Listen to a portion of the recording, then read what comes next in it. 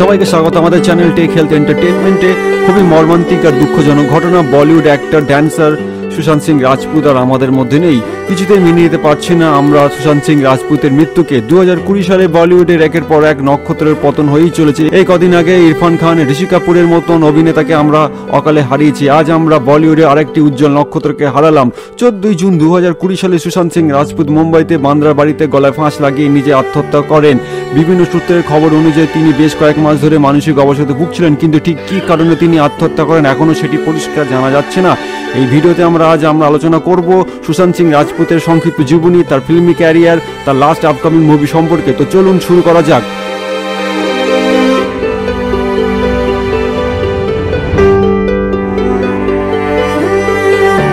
1946 সালের 21 জানুয়ারি সুশান্ত সিং রাজপুত বিহারের পাটনা শহরে জন্মগ্রহণ করেন।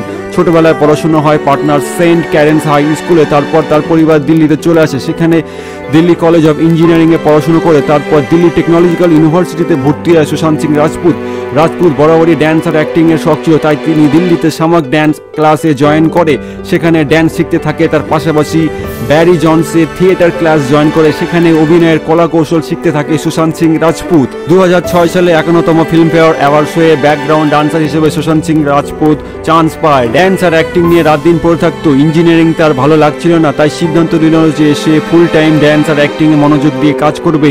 তাই এই জন্য সুশান্ত সিং রাজপুত মুম্বাইতে চলে আসে। সেখানে নাদিরা বব্বরের একজুতে থিয়েটার গ্রুপে জয়েন করে নেয়।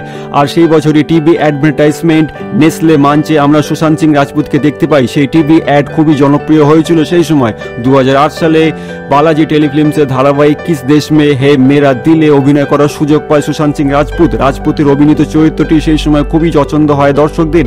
তারপর 2009 সালে পবিত্র রিশতা ধারাবাহিকটি খুবই জনপ্রিয়তা লাভ করে। কো স্টার অঙ্কিতা লোখান্ডের সঙ্গে রাজপুতের দীর্ঘদিনের রিলেশনশিপের সম্পর্ক ছিল। 2010 সালে ড্যান্স রিয়েলিটি শো যারা নাচকে দিখা 2তে রাজপুত তার ড্যান্স স্কিল তুলে ধরে দর্শকদের সামনে। ডিসেম্বর 2010-এ রাজপুত আরেকটি dance reality show Jhalak Dikhla যা পরে যুক্ত হয়। ওটাও একটি হিট ড্যান্স রিয়েলিটি শো ছিল রাজপুতের কাছে। 2013 সালে রাজপুত ফিল্ম ডাইরেক্টর অভিষেক কাপুরের ছবি কাই পুচেতে অডিশন দেয়। সেখানে ছবির জন্য সিলেক্ট হয়। কাই পুচে সিনেমা ছিল রাজপুতের প্রথম বলিউড ছবি। ছবিটি ভালোই বাণিজ্যিক সাফল্য লাভ করেছিল। তারপর 2013 সালে শুদ্ধ দেশি রোমান ছবিটিতে আমরা দেখতে পাই সুশান্ত সিং রাজপুতকে পরিণীতি চোপড়া আর ভানি কাপুরের সঙ্গে রোমান্স করতে। তারপর আমরা রাজপুতকে দেখতে পাই নতুন একটি ছবি আমির খানের পিকেতে, সেখানে সারফরোজ ইউসুফের চরিত্রে সুশান্ত সিং রাজপুত অভিনয় করে। তারপর 2015 সালে ডাইরেক্টর দিবাকর ব্যানার্জির ছবি ডিটেকটিভ বোমকিশ বক্সিতে আমরা সুশান্ত সিং রাজপুতকে দেখতে পাই। তারপরের বছর 2016 সালে নীরাজ পান্ডের ছবি M S Dhoni the untold স্টোরিতে মহেন্দ্র সিং ধোনির অভিনয় করে। এই ছবিটি ছিল সব থেকে সুপার ডুপার হিট ছিল 2016 সালের ছবি।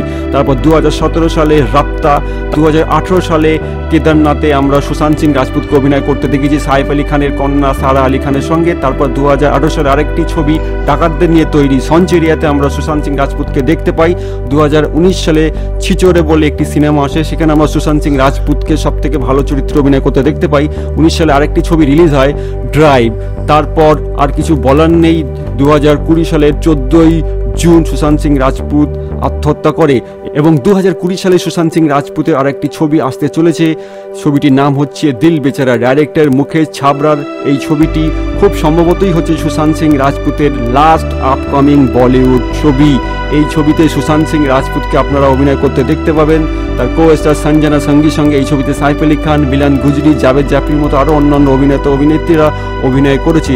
এই সুশান্ত সিং রাজপুতের দিল বেচারাই হচ্ছে লাস্ট আপকামিং বলিউড হিন্দি ছবি। তার চলে যাওয়ার আগে ছবি রিলিজ ডেট এখনও আমাদের সামনে ঘোষণা করা হয়নি প্রোডাকশন হাউসের পক্ষ থেকে। সুশান্ত সিং রাজপুত অনেক টেলিভিশন অ্যাওয়ার্ডস জিতেছেন, যেমন Indian telly awards, Indian television academy award, 2010 সালে বিগ স্টার এন্টারটেনমেন্ট অ্যাওয়ার্ডস, 2011 সালে production guild film awards best actor of leading রোলের জন্য, জি সিনে অ্যাওয়ার্ডস বেস্ট মেল ডেবিউটের জন্য, ফিল্মফেয়ার অ্যাওয়ার্ড 2014 সালে স্ক্রিন অ্যাওয়ার্ড, তাছাড়া 2017 সালে Zee cine award, international Indian film academy award best অ্যাক্টরের জন্য সুশান্ত সিং রাজপুত লাভ করে তার এই জীবনে ফিল্মি ক্যারিয়ারে। তো আমাদের সামনে একটি খুবই দুঃখজনক ঘটনা, সুশান্ত সিং রাজপুত আর আমাদের সামনে নেই।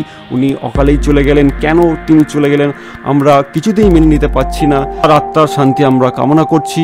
তো যদি ভিডিওটি ভালো লেগে থাকে তাহলে অবশ্যই আপনারা আমাদের ভিডিওটিতে কমেন্ট করবেন, আপনাদের প্রতিক্রিয়া জানান। কেন সুশান্ত সিং রাজপুত চলে গেল আপনারা জানান অবশ্যই। আর যদি ভিডিওটি খুব ভালো লেগে থাকে তাহলে অবশ্যই লাইক করুন, শেয়ার করুন, বেল আইকনটিতে ক্লিক করুন, যাতে বেশি করে সবার আগে আমাদের ভিডিওর নোটিফিকেশন আপনাদের কাছে পৌঁছায়।